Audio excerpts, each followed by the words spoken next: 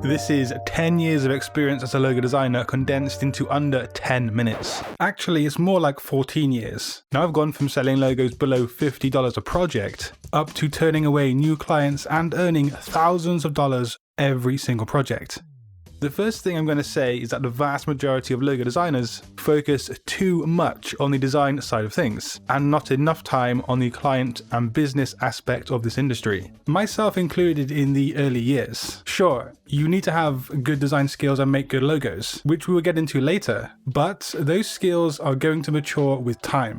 However, if you have a bad understanding of your client and how business functions, you're not going to get very far even with godlike design skills. Hey, if you understand what I'm going to say right now, then you will have an edge over other graphic designers. Firstly, you should know your place in the logo design world. What I mean by that is you should know if you're designing for lower tier clients, mid-tier clients, or the upper tier client. Each tier has different types of clients within it, and each different type of client has different expectations, different wants, and needs. I really failed to understand this early on in my career, and it just ended up stunting my growth as a designer. So most of us will be designing for lower tier clients in the first 1 to 2 years of our career, if not more.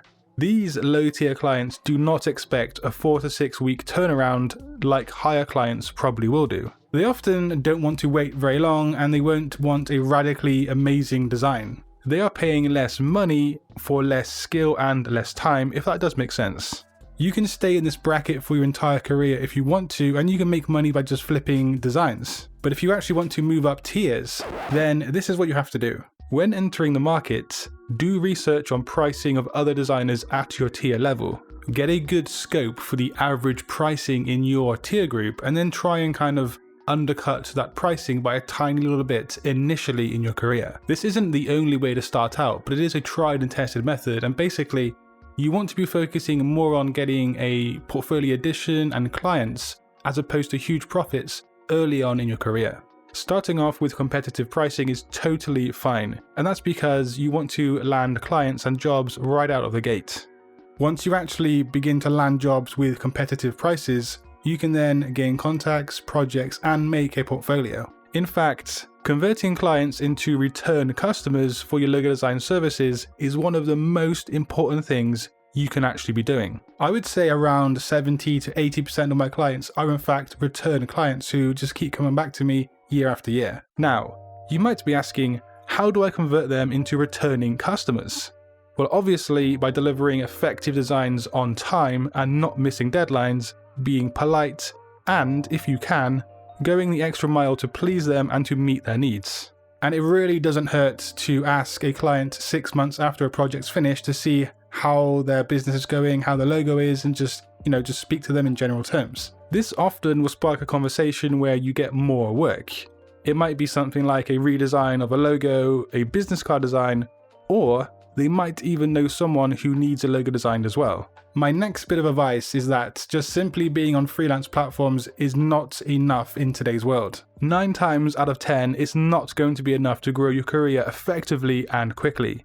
So consider networking on social platforms like LinkedIn, and one thing that I did several years ago is to build an email list. The email list will require some work for you to set up, but it's such a hugely powerful tool when it comes to marketing, you really just cannot be ignoring it. Now you can send emails to potential clients presenting your work. The email can show your unique skills in terms of logo design, business card design, brochure design, and anything else from the branding kit. You might only get a 1 to 2% conversion rate, but think about it. That is 1 or 2 new customers for every 100 emails that you send. But yeah, marketing your services is 100% essential today, and being a freelancer on a platform is just not enough. Some people can make that work, but they are only a rare exception. Basically, think of ways you can market your services and reach more people. Looking at the actual logo design side of things, the technical side of things, there are some principles and just things that novice designers seem to get wrong over and over again. And I've spoken about them on this channel before, but I'll quickly go over some of the really important ones for you right here today before the last and the major tip at the end of today's video. So try and avoid making literal designs. And by that, I mean a light bulb design for an electrician business or a book for a library business and so on. Just imagine if the tech brand Apple had used a computer monitor instead of an Apple design.